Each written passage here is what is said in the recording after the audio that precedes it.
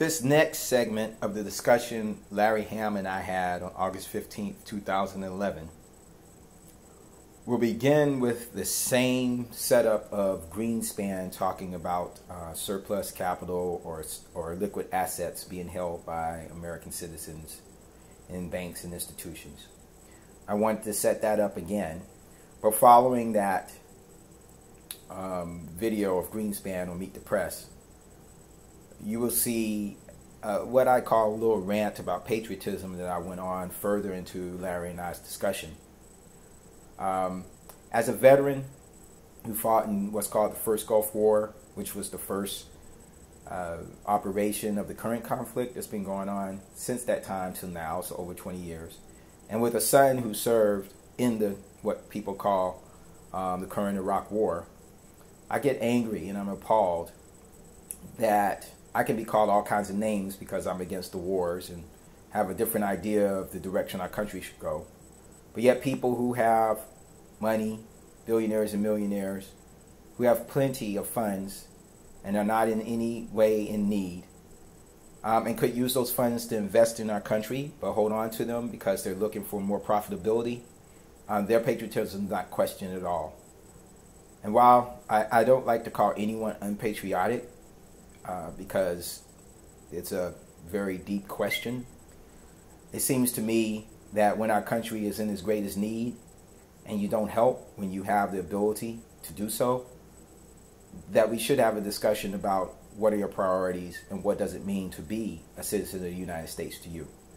So thanks very much for what you've watched so far, and I hope you spoke about how there are a number of people saying that the private sector is what needs to get going to get us started, and that there's segments of the government who are saying that we need to cut more spending, and that we need to lower taxes even more.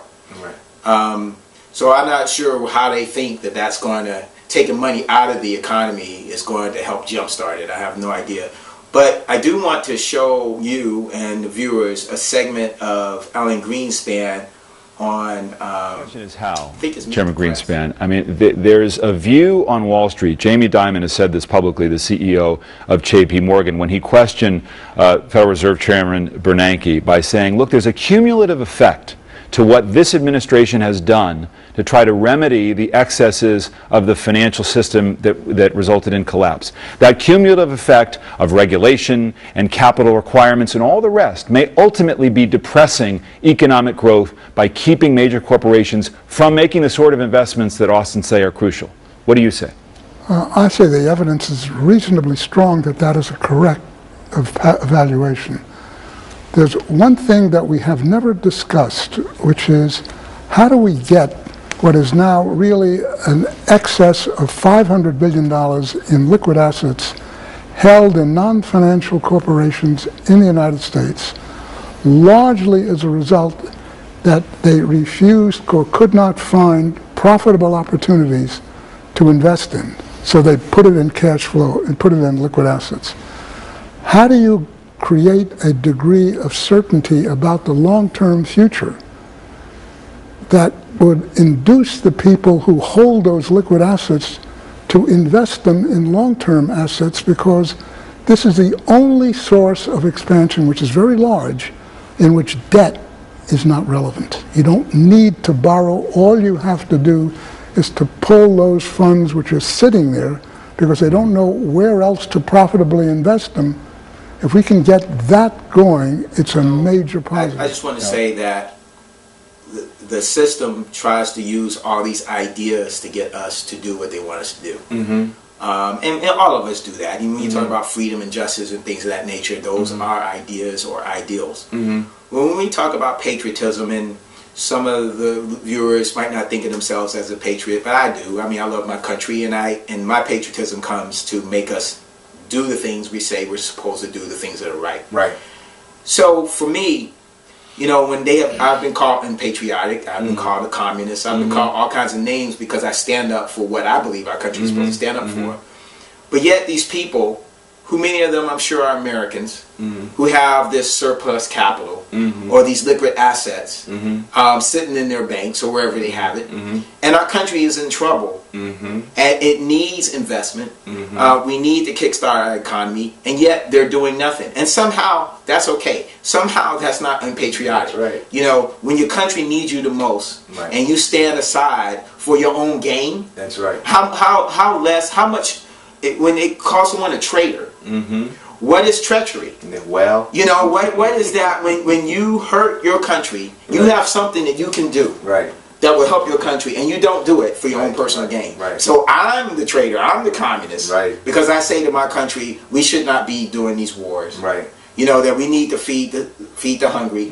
We need to clothe the people who need clothes, and we need to help the sick. But this person, who's a millionaire or billionaire, can hold on to their money in our greatest time of need. That's just one thing, you know, when I heard that, I had to if you really understand it, it will make you angry. You know, and that's because they shape, when I say they, I'm talking about the people that own and control this country. 1% of the population holds nearly 90% of the wealth.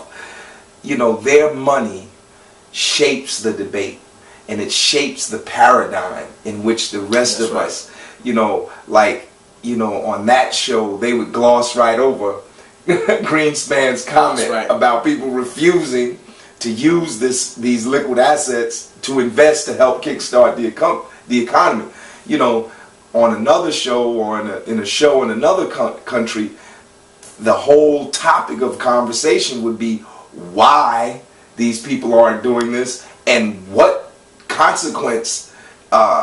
the consequence if they're not doing it, and what penalty they should pay for not doing this. Like WBAI might have. That's right, WBAI as opposed to NBC or whatever show that was. So, you know, the economy, the nature of the economy helps to shape the social structure, and particularly the institutions that influence people's ideas. Schools, press, even entertainment. Because entertainment, you know, the fact that 90% of the movies might be fiction, nonetheless, those fictional stories, they help shape how you think. Shape how people think about their everyday reality. You know, so in a different kind of system, we might have a different kind of discussion. And it's a shame, because I think the environment is becoming more constrictive. The environment is not opening up to these kinds of discussions. It's making it more and more difficult to have these kinds of discussions. And it's very powerful, because it's so powerful that it influences the very people who are being hurt by these policies. Influences them in such a way that they can support these policies. In the face of the policies, it actually being shown that the policies are harming them.